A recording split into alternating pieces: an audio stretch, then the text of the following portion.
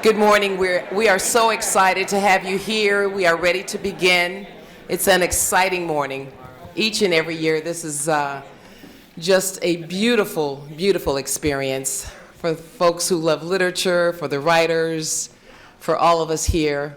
I'm Marcia Baumhart. I'm with WDTN, the NBC affiliate here in Dayton, and I am excited to once again serve as your MC, moderator. You know what, I'm just here. I'm supposed to be working, but I generally get lost in the conversation because of my love of words. And I think that certainly is why we are all here. It's like music to me. Some musicians love the notes, and when I read and speak beautifully strung words, to me that is the same thing. It's music. The Dayton Literary Peace Prize honors writers whose work uses the power of literature to foster peace, social justice, and global understanding. It was launched in 2006. It has already established itself as one of the world's most prestigious literary honors. It is the only literary peace prize awarded in this country. It's an offshoot of the Dayton Peace Prize. The Dayton Literary Peace Prize awards a $10,000 cash prize each year to one fiction and one nonfiction author, and a $1,000 prize to the runners-up. Their books address themes of peace as solutions to conflict and lead readers to a better understanding of other cultures, peoples, religions, and political points of view. The Richard C. Holbrook Award for Distinguished Achievement is bestowed upon a writer whose body of work reflects the mission of the prize. Here is the order for the morning. The authors will share information about themselves after I introduce them, their books, and then the conversation will be open for written questions from the audience. There's a panel of prominent writers that includes Ruben Martinez, Lee Martin, Maureen McCoy, reviewed these finalists, and selected this year's winners and the runners-up. And now I'd like to introduce Sharon Rabb, the founder and co-chair of the DLPP. She's going to welcome the audience and the authors and talk to us about the prize, and she's going to read governor's proclamations as well.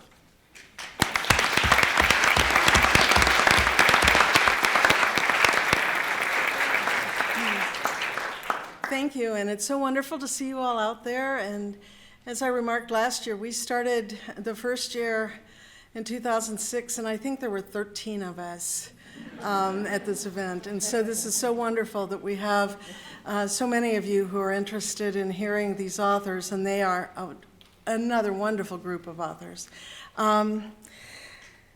Last night I remarked that in an Amazon study, they found that Dayton, Ohio is the 17th city of 100,000 people or more in the country in terms of reading. That means the books we read, the newspapers, the magazine, 17th in the country. I think that's remarkable, and it's you.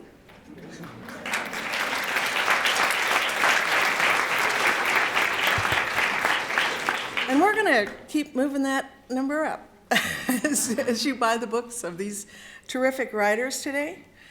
And I would like to introduce Mary Geyer. She is the vice president of Sinclair, and she is just an amazing board member for us. She is in charge of the University Consortium. And one thing you may not realize is that this does not end with the gala tonight. Tomorrow, all of these people will be going to various colleges and universities around the area. As far up as Edison, over to Wittenberg. We've got UD, Sinclair. Are you going to talk about that? Okay, I'm taking your speech. Okay. Mary Geyer.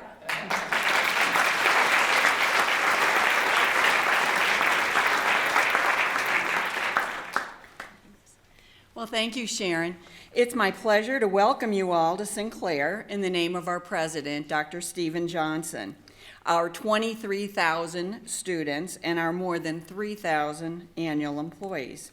We are very proud of our Sinclair heritage, which goes back to 1887, our founding, when David Sinclair responded directly to the needs of the Dayton community, and he founded a YMCA school, which immediately began to educate the unemployed and the underemployed of the region so that they could meet the needs of Dayton and the surrounding communities. Sinclair, of course, continues that fine mission. Additionally, we're pleased to continue as a leader and a vital member of this community through our participation and sponsorship of many important events, especially including the Dayton Literary Peace Prize. We are proud to partner with the Dayton Literary Peace Prize, the College and University Consortium, and these outstanding authors to further Dayton's image as an international center for peace, literature, and education. Thank you, and welcome to Sinclair.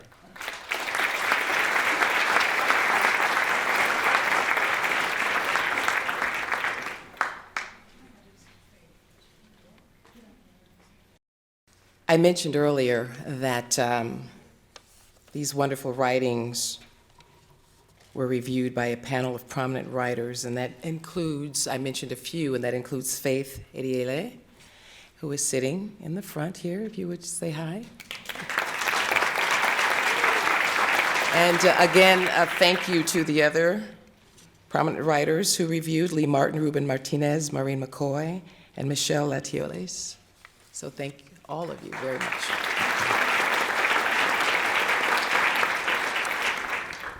You're ready to meet the writers, I'm sure. And after I read a little bit about them, they will speak for a few minutes about themselves and their writings. Fiction winner Bob Psychosis. He is an acclaimed American novelist, short story writer, literary journalist. His first collection of stories, Easy in the Islands, won the National Book Award for First Fiction. His second collection, The Next New World, was awarded the Prix de Rome from the Academy of Arts and Letters. He is also the author of the novel Swimming in the Volcano, which is a finalist for the National Book Award, and The Immaculate Invasion, a work of literary reportage that was a finalist for the New Yorker Literary Award for Best Nonfiction Book of the Year.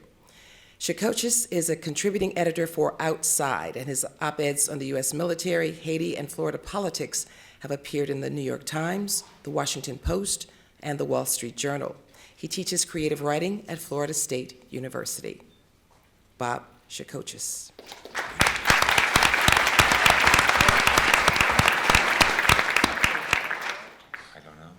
Yes. I'm supposed to talk? Yes. Just tell us a little bit about yourself and your writings and all the wonderful things that I just told them about you, but now they would prefer to hear it from you for a couple of minutes. Well, first, first I want to say thanks so much for being here. To me, you're a rare, exotic branch of the human race. I have never seen anything like you here in Dayton. You would come out, I understand the prayer breakfast over there, but I don't really understand you. Sunday morning, coming out for a literary event, you know, nobody else on earth does that.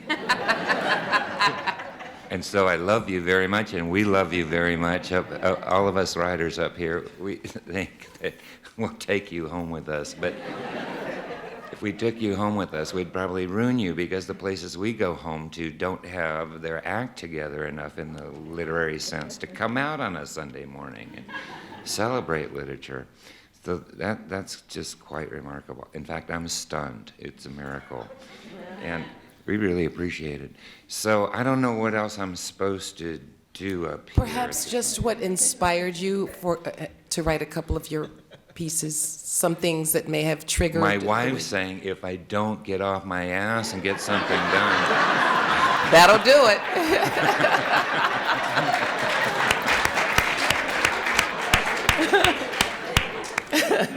That's the only thing that's going to do it, because I hate writing. I really love having written. How about just a little bit about swimming? Swimming in the volcano. Can you tell us what inspired you, other than your wife? We already know she's quite an inspiration. But swimming in the volcano, just can you tell us what gave you the... Look, oftentimes and it's really a single-edged sword because it's used against me in a few different ways. But I'm associated with writing about the Caribbean, and I lived in the Caribbean for 5 years. First time just as a 21-year-old kid, just trying to understand the world a little bit more, and second time as a Peace Corps volunteer, and then the third time as a foreign correspondent. And because I write about because I'm called a writer who writes about the Caribbean, two things happen. I get pigeonholed in a way that isn't very fortuitous, because not that many, the general readership in America doesn't really care so much about the Caribbean. That's one way things happen. And I don't have, I know a lot of Caribbean writers, and they don't have a problem with me writing about the Caribbean, and in fact, they're very supportive of it. But a lot of snooty academics don't like it that I do that. But, you know, I try to correct that label by saying, you know, the Caribbean is a stage for me. Africa is a stage for me. Central Asia is a stage for me. What do I want to do on that stage? I want to put Americans on that stage, expatriates or diplomats or American soldiers, and do something that I think not enough American writers do, and that is to represent in their literature and dramatize in their literature the fact that we're an empire. We're not an empire of territory. We're an empire of influence and ideals and principles and good intentions and money, a lot of other things. And it seems extraordinary to me that you can read in American literature about what's happening in the mall and what's happening on the Upper East Side and what's happening, you know, in the academy and what's happening on the ranch. But it's been hard to find literature that addresses the fact that we as a country, superpower, type of empire, influence the life of everybody else on Earth, and we have sent our emissaries all across the planet. There's nowhere on the planet you can go, except maybe North Korea, where you can't find Americans screwing around with it. And so that's what I've tried to represent in my literature.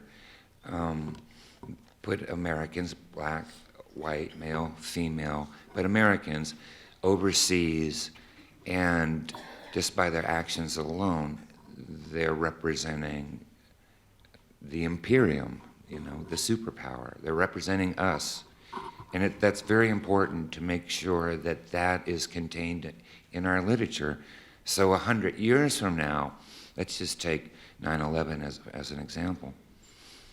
100 years from now, if Americans or anybody else in the world want to know about what life was like at the end of the millennium and the beginning of the new millennium, you can find it in the media archives, you can find it in cinema, you can find it in a lot of places, but until just very recently, it was hard to find it in novels.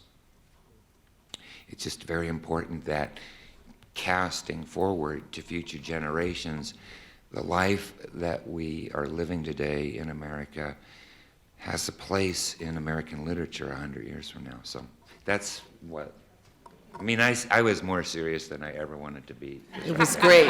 It was great. And thank you. Thank you. I knew it was in there. I knew it was there. Too early for it.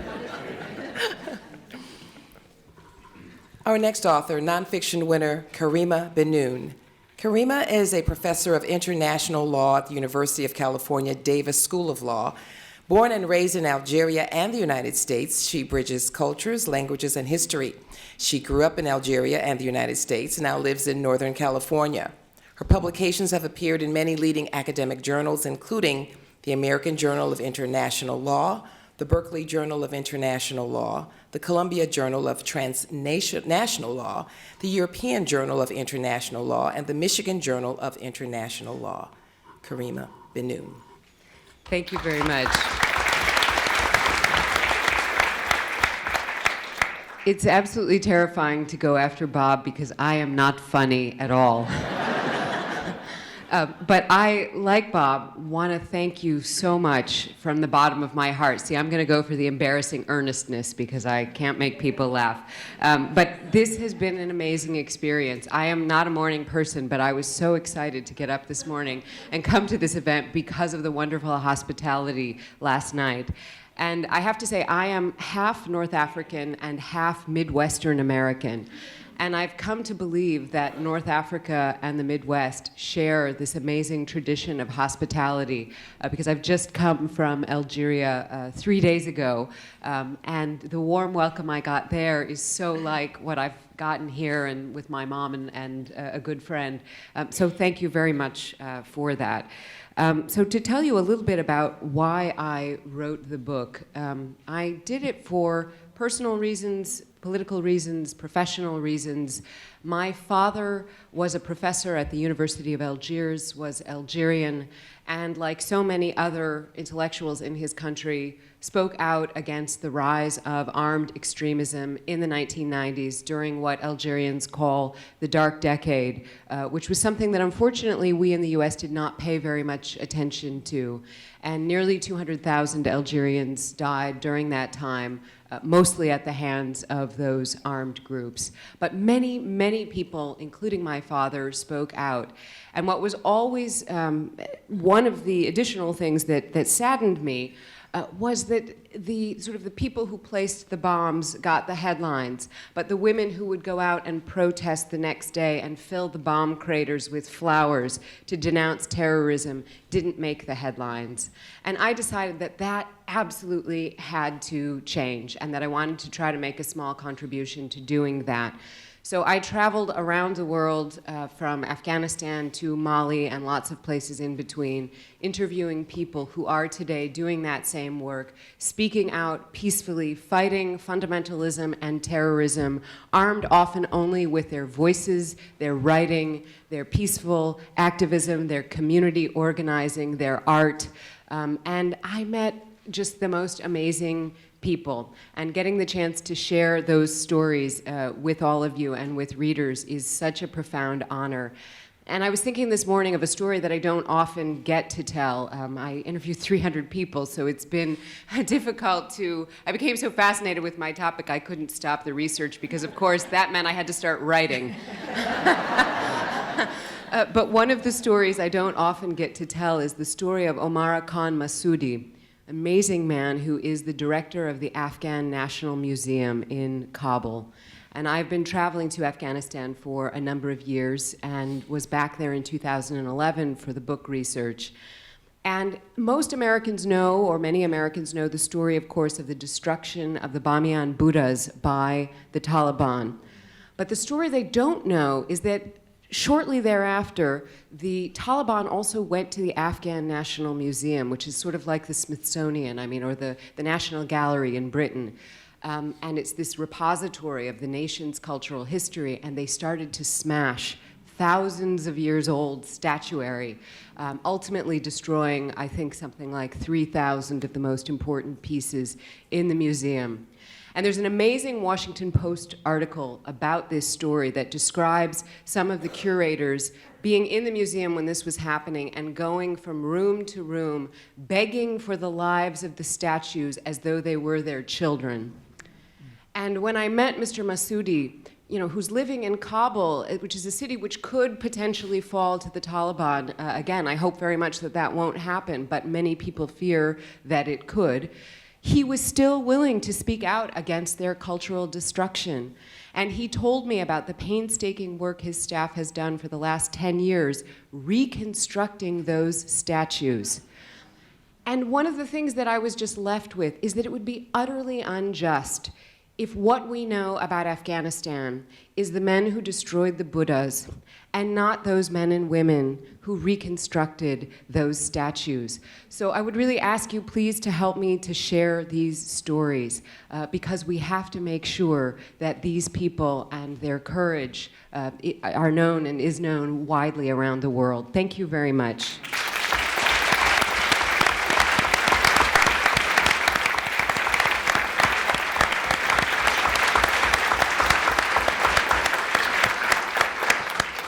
Nonfiction runner-up, Jo Roberts.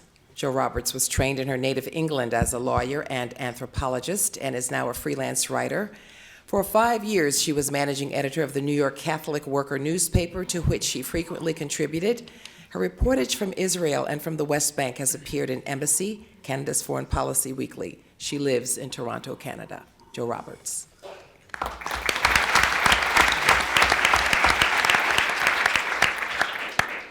Thank you very much. It's really a great honor to be here, and we've been treated very, very graciously, so I echo my colleagues' thanks. I have a few notes on my book. Jewish Israelis and Palestinians both remember the land of Israel-Palestine as their own, but their memories, individual and collective, are utterly different. Two competing narratives of historical suffering frame the conflict between them. Two peoples whose dreams of nationhood are bound to the same territory. Israeli Ashkenazi Jews remember how the vision of a new Jewish society in Palestine germinated out of centuries of anti-Semitic persecution and violence.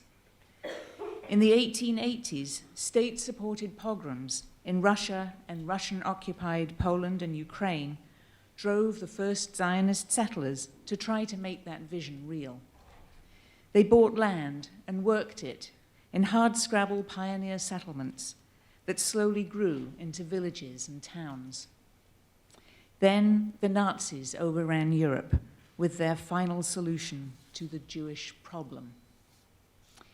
Under the shadow of the Holocaust, or Shoah, settlers and survivors fought together in the 1948 War of Independence to birth their Jewish state. But Palestinians remember 1948 as the year of the Nakba.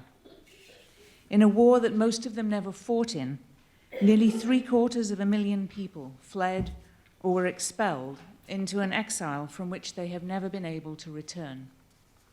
These Arabs of Palestine became a displaced people who lost their historic homeland and everything that went with it, their land, their homes, their possessions, and their entire way of life. Over 1 million first, second, and third generation refugees still live in refugee camps in neighboring territories. Nakba in Arabic and Shoah in Hebrew mean the same thing, catastrophe. For Israelis and for Palestinians, the remembered history of a traumatic past has molded their common understanding of who they are as a people. I do not parallel the Nakba with the Holocaust. It is not logically possible to equate the uprooting of over 700,000 people with the meticulously planned genocide of 6 million. Where echoes pass between these separate yet entwined catastrophes is in the unfinished trauma lived by the survivors. These catastrophes continue to mark the generations that follow and energize the force fields of collective memory they inhabit.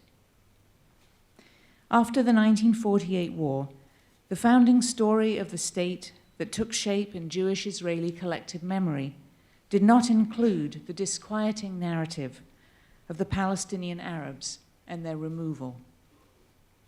There were few Israelis who had not lost friends or family members in the Holocaust or the war or been damaged themselves. Their new state was shelter from that traumatic past and security against a similar future, and there was no room for anything that might threaten that, including the story of the Palestinian Nakba. The War of 1948 welded into place an asymmetry of power between the Jewish-Israeli state and the stateless Palestinians. While both groups deny the other's historical suffering, that radical imbalance of power between them means that Israel can take denial a step further and make good its felt need to destroy the collective memory of the other. History, as we know, is written by the victors. School textbooks in Israel either made no mention of the Palestinian Arabs or simply stated that they ran away. Similarly, contested landscapes can be refashioned to make manifest the victors' collective memory of the past. In Israel, maps received new legends. Arab names were replaced with Hebrew by a government names commission. Empty Palestinian villages were demolished and new forests planted over their ruins, ensuring that physical traces of centuries of Arab presence in the land became invisible. I became fascinated by Israel's relationship with the difficult alternative narrative of its founding. How, I wondered, does the shadow of the Holocaust reach from the past into the psyches of Israelis today and obscure this other history? Some 160,000 Palestinian Arabs remained in the new state after the 1948 war, and now they and their descendants make up some 20% of Israel's population. How do these Palestinian Israelis experience the burden of their antagonistic dual identity? And how do they remember the trauma of the past? And what of Jewish Israelis who hear of the Nakba? How does it alter their perceptions of the politics and the landscape of Israel? These were some of the issues I discussed with the many Jewish and Palestinian Israelis I interviewed, scholars and historians, politicians and diplomats, activists and community organizers, Jewish Israelis who'd fought in the 1948 war, and Palestinian Israelis who'd lived through the Nakba. They were very generous in giving me their time to talk, and their voices carry the narrative of contested land, contested memory. Thank you.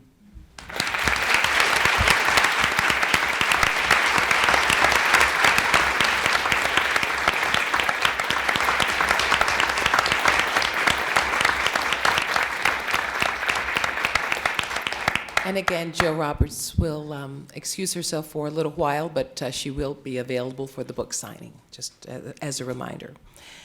Fiction runner-up, Margaret Rinkle. Margaret Rinkle was born and raised in Birmingham, Alabama. She is a writer, filmmaker, educator, and visual artist. Her award-winning documentary, Broken Ground, about the racial divide in her historically conflicted hometown, was featured on NPR's Morning Edition and also won the Council on Foundations Film Festival. She lives in New Mexico. Margaret Rinkle.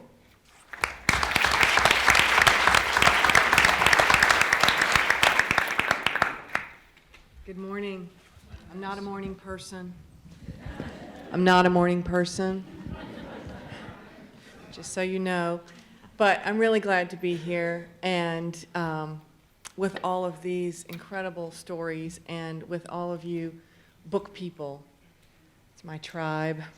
So I'm going to tell you just briefly a little bit about how and why I came to write WASH. But first I want to say that while the book is ostensibly about the inherently controversial topic of slave breeding, that's really just the premise. It's much more about the life of the spirit and the lives of the spirits. It's about healing as much as it's about trauma, and it's about transcendence as much as it's about oppression. It feels important for me to say this at the beginning. I always want to tell people about my book, don't be afraid.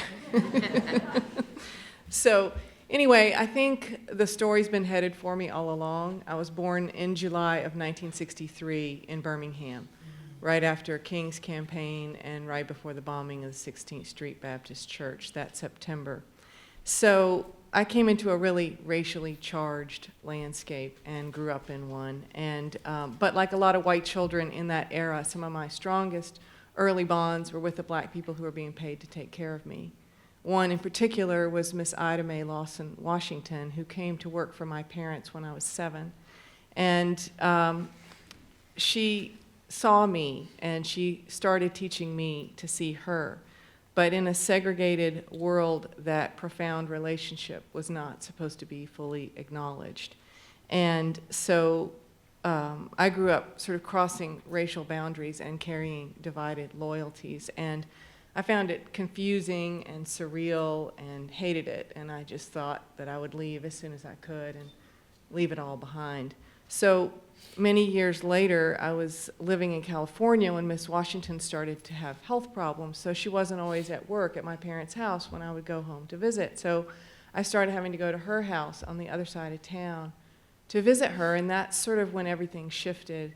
When we were on her turf, she started telling me much more about her life and her family, and I was really happy about the way that our relationship was changing, but I was young and I thought I had a lot of time. So when she died suddenly while I was still living in California, it just laid me out. And I realized I hadn't dealt with my story and I'd sort of been on the run.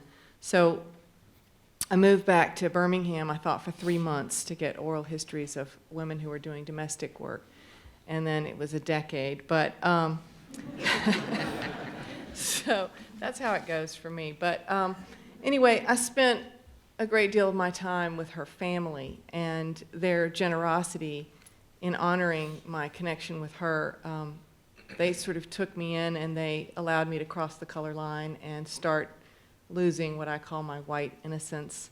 And they inspired me to work toward racial reconciliation. And the years I spent going back and forth between Birmingham's white and black communities started giving me this haunting sense that all of our current racial dynamics and landscapes stem back to slavery, and that the original clash of these two very different ways of being that came together during slavery, that collision was still reverberating and it was actually still happening. And just to sum up a much bigger picture really quickly, just the Cliff Notes version, traditional West African philosophy, and indeed all indigenous thought, is inherently spiritual and lives from a more mystical and less linear worldview. Everything is interconnected and animate. Everything that's ever happened has been here all the time and is always accessible through ceremony and ritual. But the modernizing European-descended West, which is a long way of saying white, has become much more secular and linear and much more focused on chronological time. The past should stay in the past, and we should be able to keep everything in the separate categories where we put it. So you can see how misunderstandings would arise over hundreds of years when these two very different ways of seeing came together, especially given that they came together in the crucible of slavery. So I was just starting to get a glimpse of the bigger picture when I stumbled across a rumor that this slaveholding ancestor of mine might have been involved in the breeding of enslaved people. Otherwise, I would not have gone anywhere near this topic. But I was never able to find any proof of that allegation or much proof, written proof of the practice at all. But once I knew it had happened, I felt it was important to explore it. And even though I had no idea really how to go about it, but finally I decided to ask myself about this ancestor and this rumor. What if he had? What would that mean to everyone involved? And I created a fictional world to answer all the questions that I had. So I started out centering the story around this slaveholder that's inspired by this ancestor of mine named Richardson, because he's the one that I thought I had the right to write about. And I also knew it would be important to write about a slaveholder as if he were a relative. And then I found a 3-line quote in an interview with a survivor of slavery who was asked directly about the breeding. And he said, yeah, there was this guy. He was tall. He got to sit in the shade of the willow. He got the extra bacon. And he was sent away to a distant place where 9 months later all these children were born. So when I started thinking about that man on that day as he was about to be sent away, that's when Wash's voice emerged. And it was so clear and so psychologically sophisticated that I had to find out more about him and who had raised him and find out his life story and weave it together with Richardson's and also with Pallas, who's an enslaved healer on a neighboring place. And in making the documentary in Birmingham, what I had learned is the power of bringing all these differing voices and differing perspectives together on equal footing. So anyway, I had these 3 voices, and I had the sense that they were all together somewhere and that they had all heard each other, but they hadn't been heard by anyone outside of their shared reality. And they would talk until they were heard, and they would talk to me. And, it's sort of every writer's dream, but it was pretty overwhelming. And I remember I lit candles to say I was available, and then I blew the candles out, and was like, I'm going out, see my friends, be normal, you all are not involved. So it only worked sometimes, but it was sort of a haunting, and I had invited it, but I didn't really understand that it would happen. So I knew I needed help, and not the usual kind of help. And so I knew that writing, I didn't need help with the craft of writing, I needed spiritual help. And so I was lucky enough to find a traditional West African teacher and healer named Malidoma Somé, and he helped me. And he took me into ceremony, and he taught me about the energetic architecture of this traditional indigenous paradigm. And within this paradigm, the ancestors have insight but not enough agency. And the living have agency and not enough insight. And so the living and the dead are designed to coexist in a reciprocal relationship. And once I was inside this paradigm and started to understand it, then what was happening to me started to make some sense. I'm a 7th generation descendant of slaveholders, and with these strong bonds to people whose ancestors could have been owned by mine. And somehow it became my job to bring these very differing narratives together into a shared space and put them on equal footing and hold them together long enough for them to weave themselves together into one story. And they didn't always want to be together. Wash and Richardson didn't want to be in the same book. They each wanted their own book. And so that was what took most of the 10 years. But was wrangling them. But I think growing up in a segregated place made me a person who's sort of obsessed with bringing together what's been kept separate.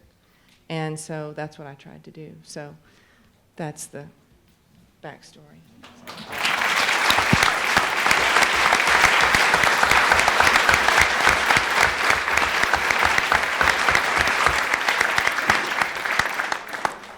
And rounding out our panel of 2014 winners, I'm pleased to introduce the 2014 Richard C. Holbrook Distinguished Achievement Award winner, Louise Erdrich.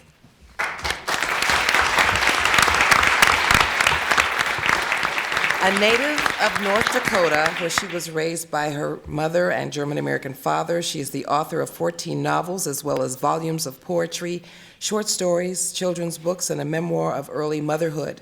Her novel, The Roundhouse, won the National Book Award. The Plague of Doves was a finalist for the Pulitzer Prize and won the Anisfield Wolf Book Award. Her novel, Love Medicine, won the National Book Critics Circle Award. Louise lives in Minnesota and is the owner of Birch Bark Books, an independent bookstore.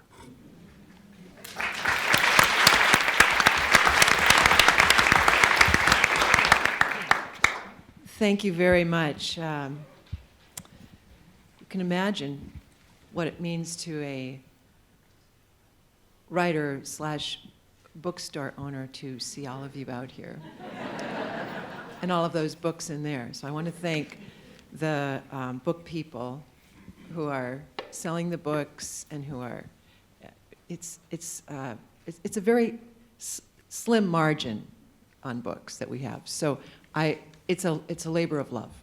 People who work with books and who make their life with books are all in love with the written word and with the experience of transformation that comes over us when we enter into the worlds created by these wonderful writers I'm sitting with. I had some other thing while I was listening to everybody else. I thought, I'm going to say that. No, what am I going to say? So, well, I'll start with the beginning and just I did grow up in North Dakota. My mother is Turtle Mountain Chippewa or Ojibwe or Anishinaabe. Those are all the same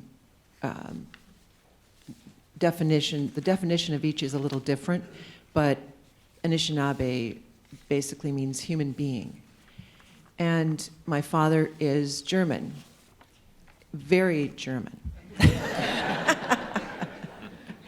So he met my mother when he went up to the Turtle Mountain Reservation to teach, and totally fell in love with her whole family. I grew up going between my mother's reservation, my hometown, which is a small town in southeastern North Dakota, and going to visit my other set of grandparents who are old world master butchers.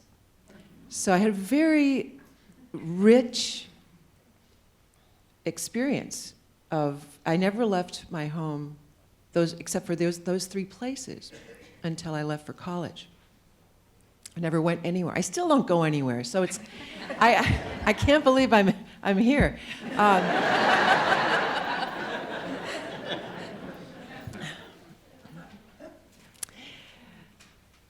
I didn't ever think I would be put in this category of being a Native American writer, because I'm also I have so many other worlds that I write about and that I exist in. But I began to realize that I had to continue on with this. For one thing, it's really not a choice. People in the beginning, and maybe still ask, why did you choose to be a Native American? It's a very common question. I think even, who was it? Well, people ask that because it seems as though I could choose. But you're born into the person you are within the identity that you are given. And if I rejected it, as I did actually try to reject it for about 3 years. I wanted to be a French symbolist poet. Tried very hard, but it just didn't work. So I began to write, and this first book that came out, it really astonished me that people then began to call me, and it was a Native American book, so then I became a Native American writer. And one of the first books that didn't have Native Americans in it was still critiqued as though the people were Native American. And the next time I wrote a book about, this time, the German side of my family, there was headlines, Louise Erdrich has left the reservation. And then there was one, she should never have left the reservation. It was the bad review. So identity, to me, is something I'm totally comfortable with in my life, but which I found flummoxes people to some degree, because there is so little really known and understood about American history in relationship to the indigenous people who are still here. And when reading back in history, there was certainly a time when it seemed as though everyone would vanish off the face of this continent. Part of that was because in the beginning, the diseases that were carried over from Europe were diseases to which no one indigenous to this continent had an immunity. So, for instance, the Puritans and the people who came into New England saw this as God's plan, that they would see 9 out of every 10 Native Americans died 9 out of 10 people. And you can imagine, just in this community, what that would mean if 9 out of every 10 people died. Native communities were extremely close. One thing that is still true today is that children were never disciplined. Children had a kind of autonomy. It's very, very different from the way European children were raised. So there was so much that couldn't be explained about indigenous people. And as the nation was settled, the policy of the nation went from a trade relationship in which intact Native nations were equals, which is why we have reservations today, because the United States dealt with Native nations on a nation-to-nation basis. And this is the basis of all treaty law, and it is the basis of identity. American Indians are not an ethnic group, they're a political group. And under American law and under tribal law, people belong to a certain nation, and that again, I'm a dual citizen. So that again gives me an enormous piece of identity that I don't know how it would be to live without it. So part of my work has been to tell stories about ordinary people, for the most part, and extraordinary people who are ordinary. People rise into extraordinary actions of heroism, or they may do something that is considered evil from the outside, but still be ordinary people. My role is to be there as a writer and never to judge my characters, but to try and understand. And through this act of understanding and a sort of, to me sometimes it's radical when I have to really understand the basis of a character's behavior when it's cruel, But I think that's the strongest impetus for me, is to bring Native people, or any of my characters, into the consciousness of the individual reader. What I treasure is that direct line. And I think that's why we have to have narrative. It's because we have a direct line into someone else's most secret consciousness. And someone else's, it's a character you invent, but it comes out of another human being's consciousness. And we crave this almost from birth. I've even heard that babies, before they're born, respond to narrative and can understand in some way we don't understand when a story is being told. We need stories.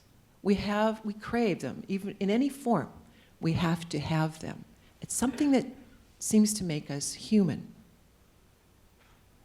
So with all these writers, my delight really is in going into that other world where my stories become your stories, and we're in this together. Thank you.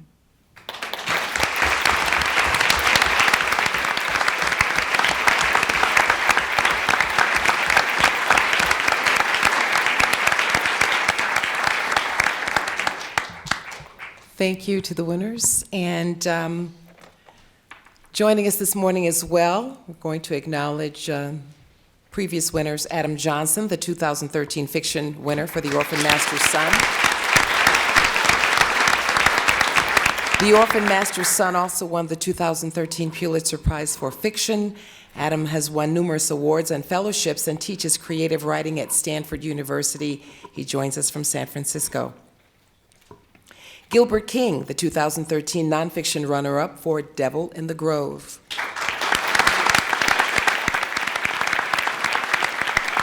Devil in the Grove won the 2013 Pulitzer Prize for nonfiction. Gilbert has written about race, Supreme Court history, and the death penalty for the New York Times, the Washington Post, and other publications. Lionsgate bought the film rights to Devil in the Grove, and the DLPP looks forward to celebrating its opening. Gilbert joins us from New York City.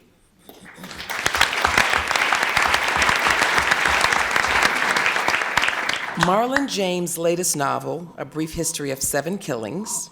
Marlon. And Marlon is the 2010 fiction winner for the Book of Night Women, by the way. But A Brief History of 7 Killings was published in October of this year. Congratulations. A review in the New York Times described Mr. James as a prodigious talent who has produced a novel that is epic in every sense of that word, sweeping, mythic, over-the-top, colossal, and dizzyingly complex. Marlon joins us from Minneapolis. Thank you for being with us. And now, I would like to introduce Christopher Cerf, who is back with us for a second year to moderate the question and answer session. Hello. Christopher is an author, composer, lyricist, voice actor, record and television producer. He is known for his musical contributions to Sesame Street, co-creating and co-producing the award-winning PBS literacy education television program Between the Lions, as in roar, and for this is a funny guy, and for his humorous articles and books. Christopher Cerf will take it from here.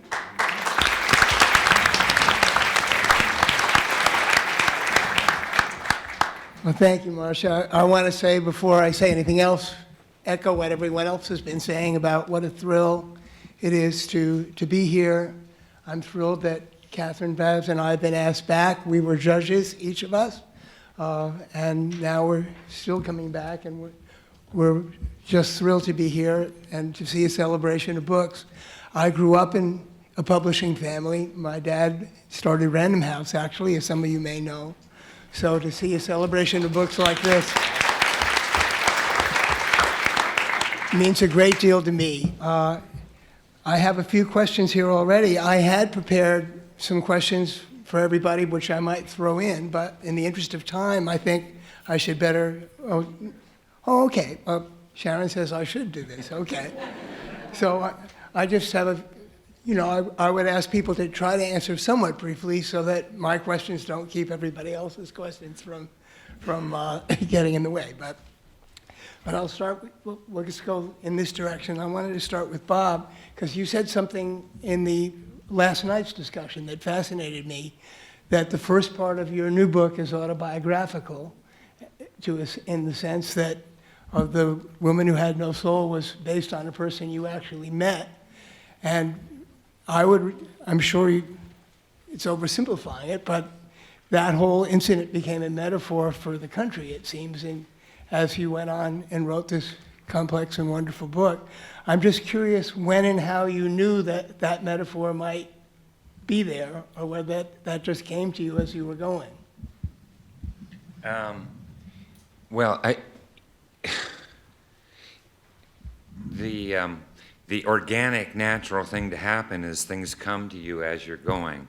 Because if you are too calculating about, I'm writing a book that's a metaphor for love and peace in the world, it's going to be a bit awkward. No, when I finish the book, it's not as if I didn't know the woman who lost her soul was America. Or the woman in danger of losing her soul was America. But the thing is, if you are big game hunting thematically, the only way that those themes are going to integrate and work effectively in the book is if you embody them in flesh and blood, in the actions of flesh and blood. Otherwise, I would love to be didactic on the page. But that's not the way to tell a story.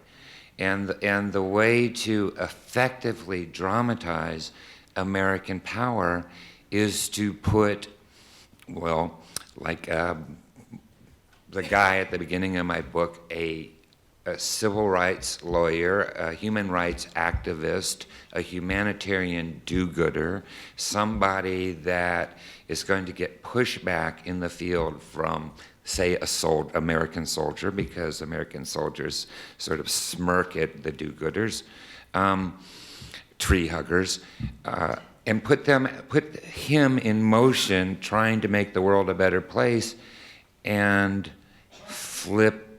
Mark Harmon and I have been talking about this because he's mad what I did to this humanitarian do-gooder, but the thing is, if you have a character in a novel that's a humanitarian do-gooder, you only have one thing you can do with them, and that's make him do something bad. Where he then has to examine what America doesn't examine enough of about itself. He has to examine his good intentions. You know the saying, and it just happens to be true, the road to hell is paved with what? You know the answer. Everybody could shout it out. Good intentions. Gosh, we're such a morally upright country. I bet we're the most morally superior people on the face of the earth. Haven't you noticed how we're trying to help everybody? So, you start integrating attitudes and thematic broad strokes into the book, but they only can show up through what a character does and how a character feels. Otherwise, you are sinking your boat.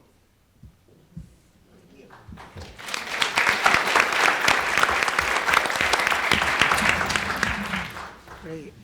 And Margaret, I was curious, as I started to ask you last night, we haven't heard much about this horrific practice of slave breeding that you mentioned, and that you've started you off, and as you said, that's all it did. But I'm curious how you decided that that might be the basis of your story, or whether you just found your story as you looked into that. Well, I think that I think that started the story. I don't know, coming across that rumor and not knowing whether it was true, and that was sort of a facet of, I had been dealing with, I knew I had slaveholding ancestors for a while before that, but this sort of, was a different level. And so I just had the string, and I just pulled it, and it started to, I never really know what I'm doing when I'm doing it, and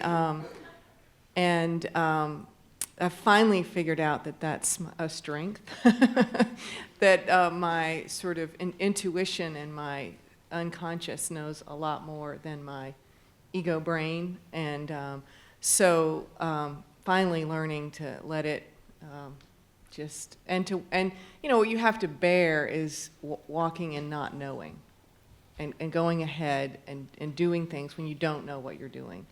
And so, it's sort of like what you were asking Bob about. The themes and the bigger things like that, I didn't see them until after. And then once you see them, then you can clear away the underbrush, Right. But for me,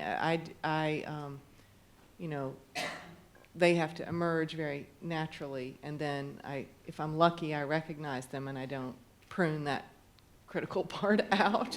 But so I'm not sure, did I answer? No, I think you did, and that's fascinating. Thank you. And Adam, I'm fascinated, of course, as many people are, by North Korea, and I know you became so. I'm just wondering how you just figured out how to learn enough about it to dare to write such an amazing book. How did you research this or begin to think about it? How to research North Korea. Let me lift this up. First, it's a joy to be back in Dayton. I did return to see so many friends and great readers here, and to be with all the fantastic writers as well. This morning we had breakfast, Marlon, Louise, Gilbert, and I, and when writers get together, we tackle some of the biggest issues out there. We discussed whether a dog could be trained to smell a German. We weren't so sure about that. We discussed whether tornadoes should get names like hurricanes, and whether Kentucky Fried Chicken tastes better in KFCs outside of America than inside. And Marlon was certain on this. So that only happens here. All year long, I wait. Well, I'll be brief. I could probably talk about North Korea for a long time. We have some very serious nonfiction writers here and people who are definitely dedicated to research, interview, and fact. I wrote us a novel because that's mostly what I do, and that's how my brain works best, I believe. I just became interested in North Korea by reading a few books about North Korea, but one thing I found lacking was just human stories about North Korea. Most of the books were about the politics or the economics or the military dimensions or things like that. I was a new father. I wondered what it would be like to be a parent in North Korea. What did you do during the day? I wondered if I was a writer there, what would I write? What would I have to do? What would my life be like? And I realized there really weren't that many portraits out there. And one of the reasons was because people who write seriously, journalists and nonfiction writers, have to confirm and verify things, and almost nothing can be verified about North Korea. They don't publish information about how many people live there, how many people die there, where they live, their economics, how much food they produce. They document nothing that's available to us. And I kind of honestly wonder the degree to which they understand or know their own country. We think of, maybe other regimes in the world that know everything and keep it secret, but I think their country's kind of a mystery to them as well. Mm-hmm. And so to make a real portrait of that place, you've got to use other means. And what Marlon said last night about trusting a fact over a rumor really spoke to me. And as a fiction writer, these things are accessible. Propaganda can be used, myth, legend, oral history, rumor, nightmare even. So I tried to, develop a psychology through basically all we know about North Korea are satellite images and human stories. When people leave, they bring their stories with, and I tried to access as many of those as I could. Great. Thank you.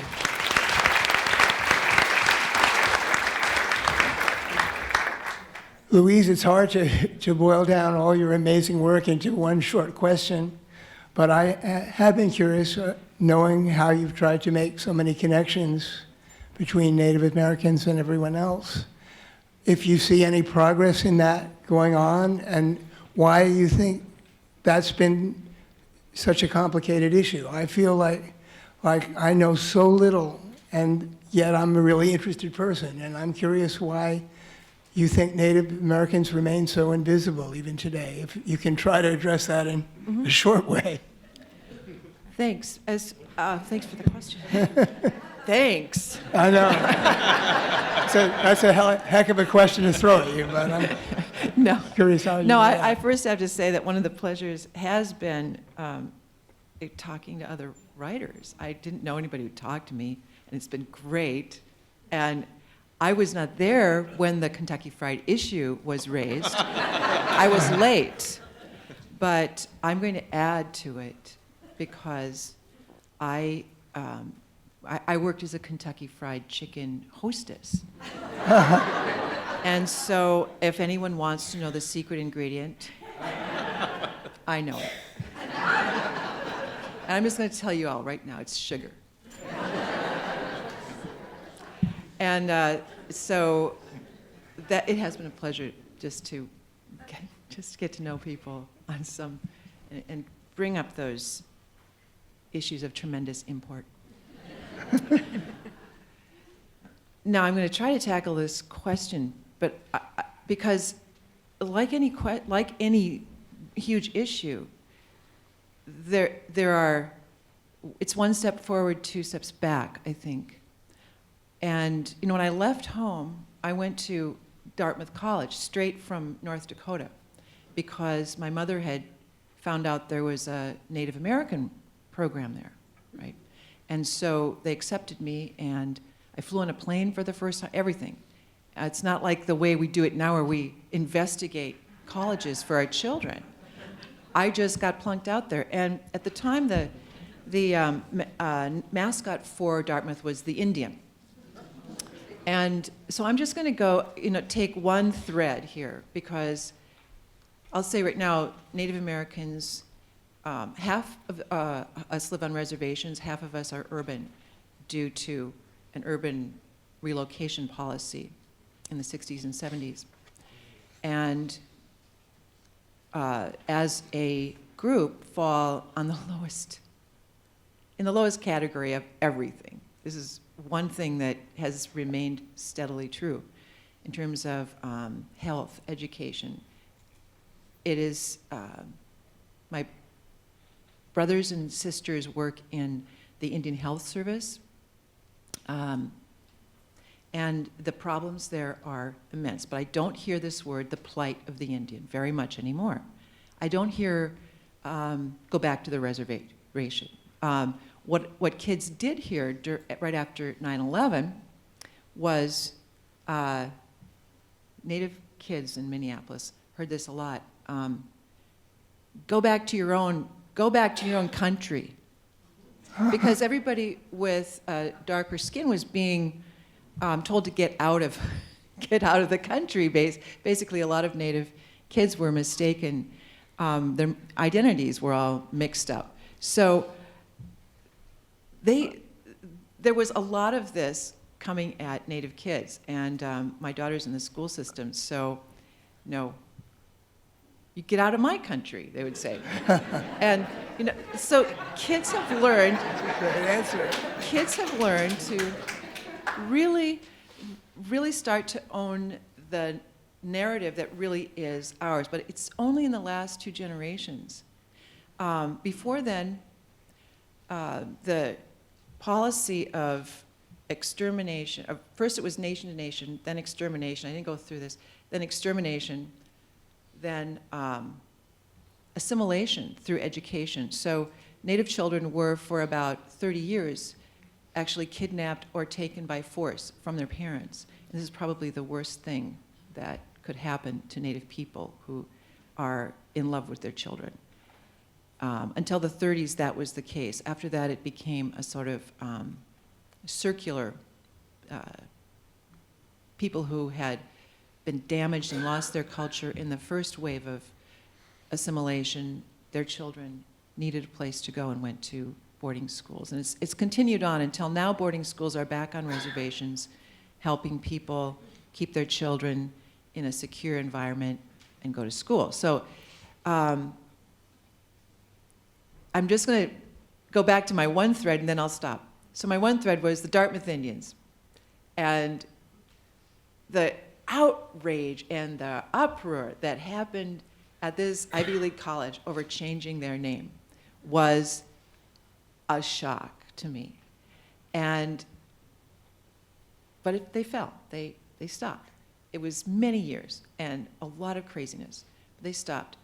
And one by one, I saw across the country that people were actually divesting themselves of the Native American image as they began to realize, oh, there are some left in real life. There are Native people, might not look like the mascot, but they're really there, and they really don't want to be characterized in this way. So then it came to college sports, in which the Fighting Sioux were the last holdout, and they finally fell. And now we're going after the NFL with the Redskins. So it's been this, and the issue is, in many ways, it's a symbolic issue. But then again, The word redskin is, they call it the R word. It's not even used by sportscasters in Minneapolis because it refers to the bloody practice in Minnesota, which was they had bounties on Native people in 1863. And that you would bring in your redskin as a proof that you had killed a Native person. And that's why people feel this is the place to really stand up and say we won't be characterized this way. There's no other group of people who have a really horrific moniker attached to them who would just allow that to go by. So this may be a symbolic thing, but I just see it as on a continuum as a real fight that people have put up for dignity and for recognition. Thank you.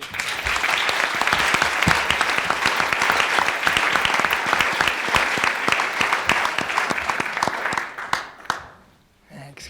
Karima, I had the good fortune to be able to sit with you last night at dinner, so we had a great conversation, and one of the things I would really love to share about it and ask you again is your subject matter seems so important and so logical that we would talk about what seems to be the great majority of people in the Muslim world itself that are not happy or want to embrace the things that the real militants are doing. And I'm just curious why we don't hear more about that, or why you think we don't hear more about that. Politically, that would seem to be very useful, but perhaps it's the exact opposite for special interests. That's one theory I might have, but I'm curious what you think. That's a great question, and I'm not sure I'm able yet to answer it. I've been struggling with that question. So why is it that everyone knows who Osama bin Laden was, for obvious reasons, but people do not know about all of those who have been standing up to the bin Ladens in their contexts from West Africa to South Asia and beyond? Partly, I think it is because those people are somehow off message, both for the right and for the left. And in my book, I am critical both of the right and the left in the West in the way that they have sometimes responded to this issue. So we've been given sort of a choice of two possible discourses in the main. One that you found increasingly on the right in the recent years that suggests somehow that all Muslims are really some big sleeper cell waiting to be sent into action, and that there's something inherently wrong with Islam and only Islam. And that is obviously just completely offensive and discriminatory and wrong. But then, unfortunately, on the left sometimes, and I have to stress the sometimes part, you encounter a discourse in response to the racist view that is so politically correct that it doesn't want to acknowledge the problem of Muslim fundamentalism at all, or even worse, sometimes makes excuses for it and justifies it. And that does a great disservice to the people on the front lines as well. So what I have been looking for is a third way of talking about this to try to contribute to a whole new discourse that is actually grounded in the lived experience of the people on the front lines. I mean, it would seem to me that if you want to know what Muslims think, you might ask them. You know, I think about the sort of amazing debate on Bill Maher's show on HBO, where you had a group of American men sitting around debating, you know, whether or not Muslims support fundamentalism, all of them white except for one African American, Michael Steele. But you know, the strangeness of that debate for me was that on the one hand you had Bill Maher saying, and I agree with Bill Maher about lots of things, I think he said some very important stuff, but he was saying ridiculous things like that no Muslims speak out because they're too afraid. And I thought about my father, who used to continue to teach evolution in his anthropology classes in Algiers in the early 1990s, even after he received a classroom visit from the head of the Islamic Salvation Front, who he actually threw out of his classroom in front of the students. And in Bill Maher's world, my father never existed. Then, unfortunately, you get the response from Ben Affleck, and you know, God bless Ben Affleck that he was so angry about the prejudice. But the problem was that the way that he sought to respond was by saying things like ISIS couldn't fill a AA ballpark in Charleston. Well, that's not true, unfortunately. I mean, many Muslim leaders have denounced extremists like ISIS, but there also is a very serious problem of jihadism and terrorism and the underlying fundamentalist ideology that we have to confront in our contexts, in our communities, and that people are risking their lives to do just that. And I think Ben Affleck had great intentions, but what I really want is to see both Bill and Ben rethink this problem and actually start talking to the people who know a lot more about this than we do.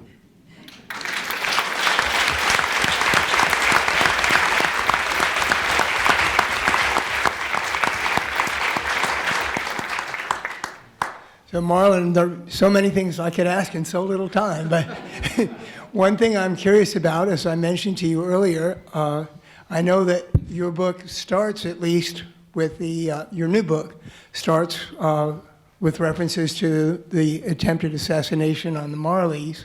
And by chance, one of my good friends was the late Timothy White, who wrote about that in a very moving way, not that incident so much, but about the Marleys and about Jamaica. I'm just curious how that was a jumping off point for you, since that's your country, and what brought you to think about that book as you began yours. Yeah, it's funny listening to Bob and Karima. As a Jamaican and a part of Jamaican culture, all the great critical discussions about Jamaica never involve people who look like me. It's like I'll be in this discussion, huge debate about the selling out of African pop music, and everybody on the stage is a white critic. And I remember there's this band called Vampire Weekend that everybody attacks because they use African music and so on. And he said once, you ever notice that everybody who's talking about us look like us? And so I thought it was very impressive. 'Cause you're right, Jamaicans don't care. We're like, play the reggae music, German boy. We don't care.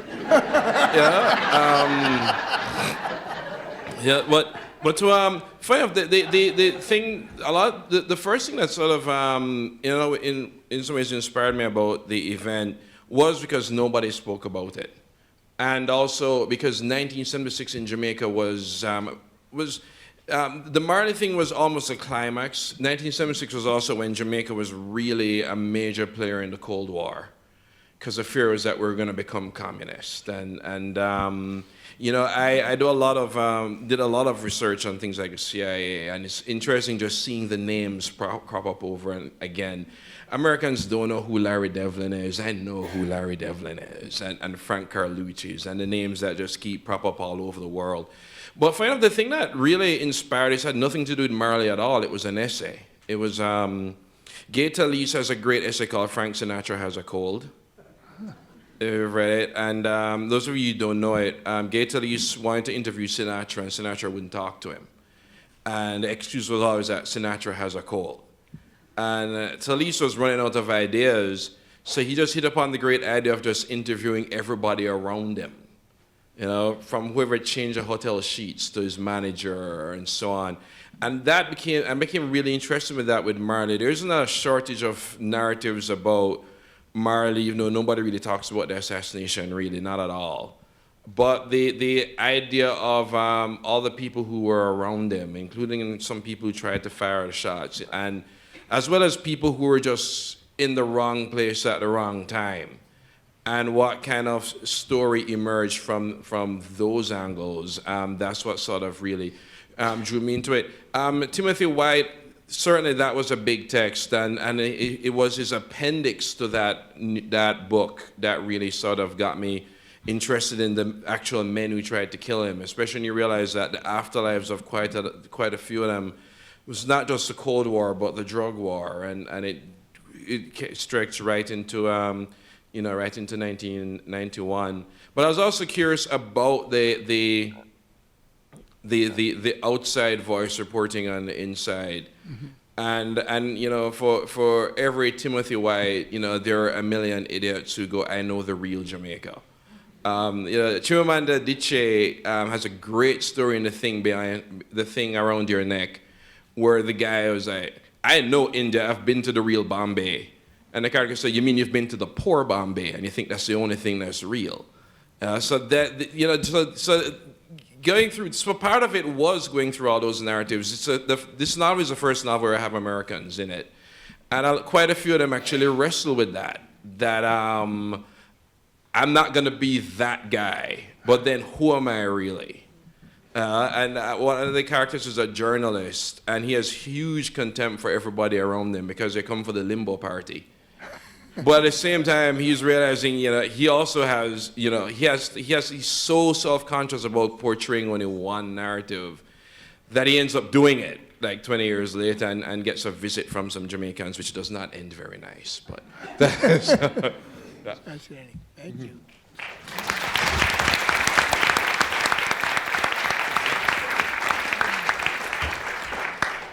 And finally, Gilbert, I asked you a little about this already too, but I'm curious about it, that your last book was an incredibly searing portrait of what happened in Lake County, Florida over a long period of time. And I now have heard that you're doing a new book that is involves research and is set in that same area. I'm just curious how you think, I assume you think that things have changed enough to make it possible for you to be there and do that book, but I'm curious how you see the change or in that area of Florida since the time you wrote about back in the 50s. Yeah, that's a really good question, Chris. Sometimes I go out and I travel a lot, especially to Florida. I do these presentations. I get invited to bar associations, or rooms are filled with attorneys and judges, and they're very curious about the story because it happened in their backyard, and yet they're entirely unfamiliar with it, and yet they know a lot of people in the stories. And I think one of the interesting things is in Florida is like a very fertile ground for these kind of stories. So every once in a while you'll have a story like the Trayvon Martin story pop up, and people will say, things have not changed at all. And I always make a point of saying, things are so different, you have no idea. You know, back when I was writing about 1949, 1950, if any African Americans gathered in a group of more than 3 and dared to protest, they would be just beaten over the head and maybe never seen again. So when you talk about those kind of things, Trayvon Martin, that was a very big part of that case was the NAACP organized, demonstrated, and the next thing you know, the police chief resigned, and now there was scrutiny. And so I think that's sort of a tribute to people like Thurgood Marshall, who really put their lives on the line early on and were able to make a difference and use the law towards their means.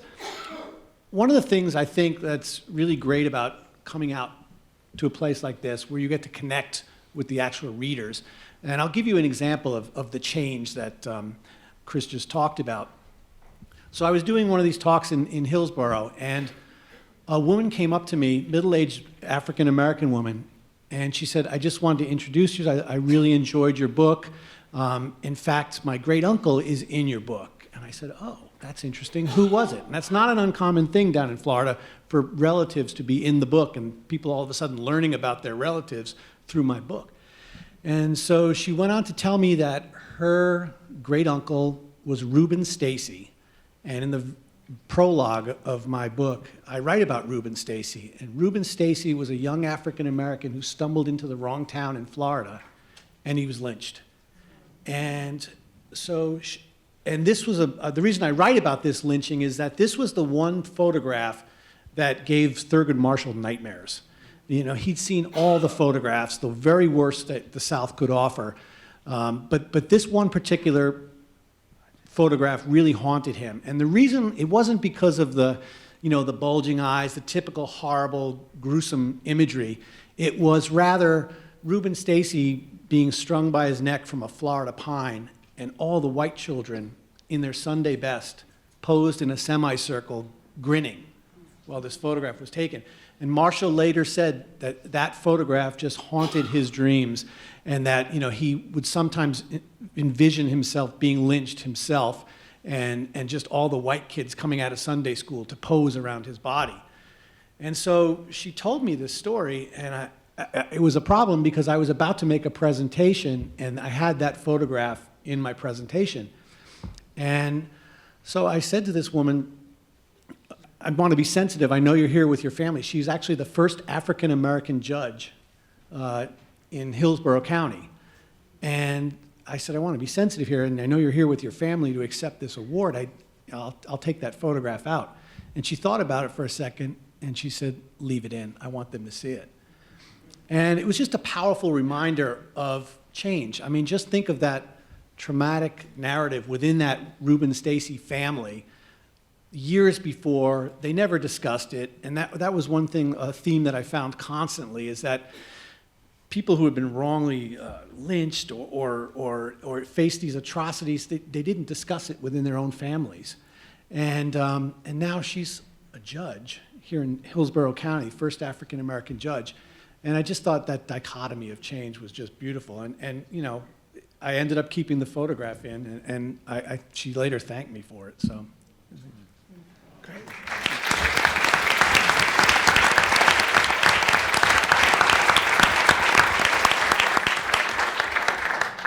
Now, I'm glad to say we have some fascinating questions from the audience. Some of them are directed at individuals and some are for everybody. So I'm just going to plunge right in. And the first one is a really fascinating question, I think, for Margaret, which is several years ago, I'm quoting the question, several years ago, the book The Help was read by many book groups in our country. If your character Wash could sit in the Mississippi kitchens with the black maids and cooks from The Help, what would Wash want to discuss with them? Wow. It's a tough one. Yeah. Yeah, Sorry okay. to throw that at you, but no, I didn't do it. Well, I think I can't even get that to go together in my head, but you know, and I think it's interesting about The Help. People ask me about The Help a lot, and I think I have a particular window into that because when I did move back to Birmingham and to gather oral histories of black women who were doing domestic work in the early 90s, and they gathered and they started telling me their stories and a lot of injustices and injuries on the job, and we started talking about unionizing. They started talking about unionizing, and then they got scared and scattered. And because I was going to do a documentary, but I couldn't because many of the women were still working, and it would have been too. And so, you know, the issue with The Help is that couldn't happen in Birmingham in 1992. So it couldn't have happened in Jackson in 1961, right? But I do think, that said, and there's a problem with saying that it could have happened if it couldn't have happened, right? But that's not to say I think that book meant a lot to a lot of people and carried a lot of white people further along from where they were. But it's you know, it's very problematic for me, and I actually went to see it with the daughter of the woman who took care of me when I was a child, and in the aftermath of the film, I know I'm really not answering your question, but but in the so we're sitting there, and after the film, and in that few minutes after the film, because I started the film project again when everybody was talking about The Help, I started doing interviews to return to that original documentary that I was working on in the early 90s. And in the quiet of the credits rolling and everything, Miss Washington's daughter actually told me things about her mother's relationship with my mother that she had not told me for 20 years. And so, you know, it's just about opening the space to talk about things. And that's really important. But I do think it's, you know, it's a problem. I mean, I think in Jackson in 1961, there would have been some homes burned and some people fired, and worse, probably much earlier. So you know, I have, but as far as, yeah, that's what I can say about that, Great. yeah. Thank you. Then that's a tough one to throw at you, I know. Louise, a question for you that I'm curious about too is does the process of writing, and the roundhouse is mentioned specifically in this question, does it help you find the peace that your characters are looking for? Did you say the peace? Yes, does it help you as a writer find peace in your own mind or in your own spirit? Because I thought you might have said the beast. And that I would say. So, does the writing help me become more at peace as a person? Yes, I assume that's It certainly whoever helps asked that me as a question might writer. want to. You know, I think we all, when struggling with a book, I think Bob said it very well, said, I love to have written. And the writing of a book, I love being a writer. I love writing, but not all the time. It's sometimes, it is extremely difficult. Otherwise, you know, people wouldn't want to do it so much, right? It's a fantastic challenge every day. So, no, I don't think it does help me find personal peace, because I'm addicted to the joy that comes over me when I actually write a good paragraph or even a good sentence. I'll go back to some sentence over and over and just go, that fits. That's when I feel like a real sense of joy for about 2 or 3 minutes. And then it's back to the difficulty. So I can't say yes to that. Great, thank you. And we don't have a lot of time left, really only about 5-6 minutes. So I want to take one of the questions that is kind of general and see who wants to answer it or has anything interesting to say about it. The question is basically, how old were you when you started writing? When did you know that writing was going to be an important thing to you? And I guess you can elaborate on that question any way you want. Okay, when you are a writer and sit on panels like this, you usually get this question: when did you start writing? Nadine Gordimer wrote her first novel when she was 6 years old. By the time Joyce Carol Oates was in high school, she had written 3 or 4 novels. Not that they were published, but she had started publishing her own literary magazine. All this stuff, it just drives me crazy. So I was on a panel once at Bennington, where I also teach, and somebody asked this question. And Amy Hempel had said, you know, when she was 15 or 16, she really was taking off. And Jill McCorkle, who I've loved forever, said, well, when I was growing up in Lumberton, North Carolina, me and my sister, we would write short stories. I was 11, my sister was 9, and we would go door to door selling our short stories. I said, what? What was wrong with you? You were a wretched child. What was wrong with selling lemonade?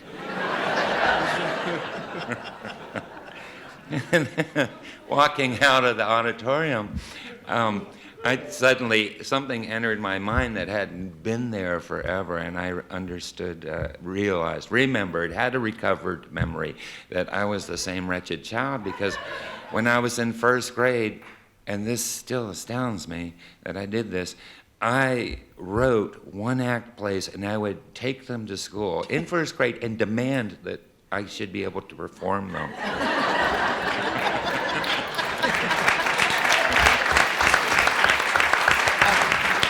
Because I have just a little funny story. So not too long ago, my mother was going through a bunch of my old stuff, and she said, "I found a copy of your first book." I was like, "What are you talking about?" Apparently, there was a third grade project that I had bound, illustrated, and wrote myself. And she said, "This is the first book you ever wrote." I don't even remember it. And I opened it up. It was a slave narrative. I was like, what family did I grow up in? Like upstate New York in the suburbs, and I'm writing a slave narrative. So I just want to counter that I did not think I did not write plays in first grade, and I did not write and bind a book in third grade. I didn't think I could ever be a writer. I mean, I grew up without a television, so I had a lot of books, and I just thought this was this magical thing that I could never and then I was in a PhD program, could only criticize and appreciate the creations of others, So I think for me, I was a very late bloomer. So I just want to tell you that because I think it's important to, that if you didn't, write plays in first grade, it's over for you, But, and I think that really I just kind of ended up needing to write the book that I wanted to read. It can happen much differently than that. So,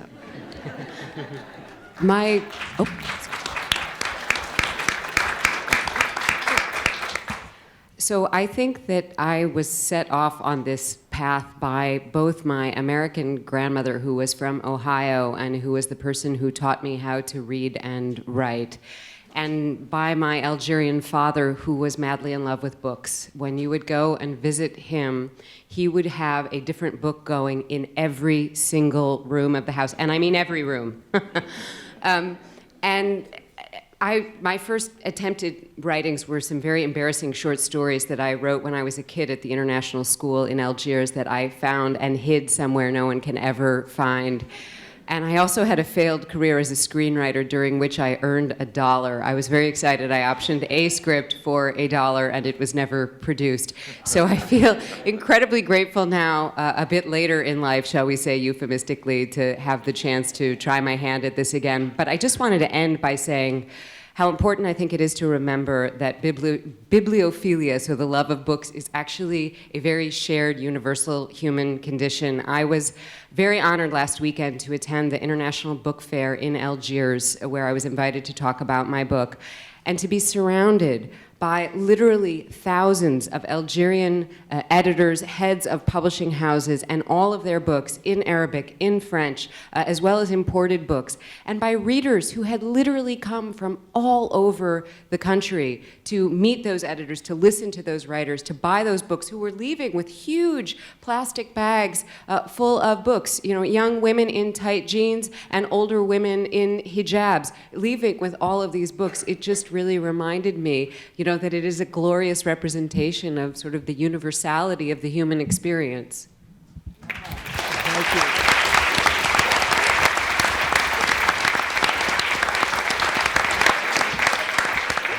Well, that actually seems a really wonderful note to end on, though I don't want to interrupt anything else anyone wants to say. Well, then I think that is a great final thought, just the power of books, and that everyone's still here loving them. And as someone who's heard about the death of publishing far too much, you can see that it's not quite dead yet. And I'm thrilled that we're all keeping it going in the cause of peace. So thank you for coming. Thank you.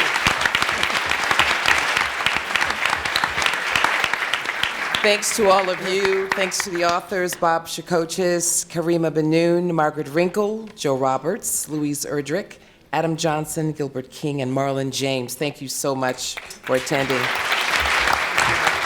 And to our moderator, Christopher Cerf, thank you so much. Thank you, Marcia. Just to remind you, the book signing